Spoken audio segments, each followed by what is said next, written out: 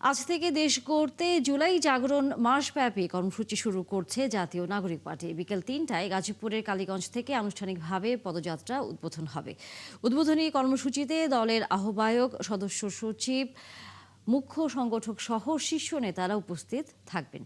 ৭ জুলাই কক্সবাজারের উখিয়া থেকে দক্ষিণাঞ্চলের পদযাত্রা শুরু হবে। উত্তরাঞ্চলের কর্মসূচি পরিচালনা করবে সার্জিস আলম ও মুখ্য সমন্বয়ক নাসিরুদ্দিন পাটোয়ারি।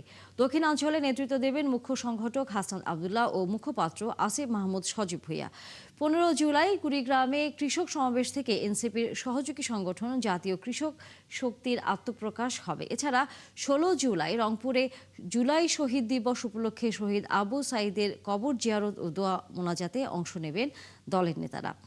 গণভোট বাস্তবায়ন, কর্মসংস্থান ও সীমান্ত সুরক্ষার দাবিতে দেশের ৬৪ জেলার ১০০টি উপজেলা ও পৌরসভায় পর্যায়ক্রমে জুলাই পদযাত্রা ২০২৬ কর্মসূচি পালন করবে দলটি।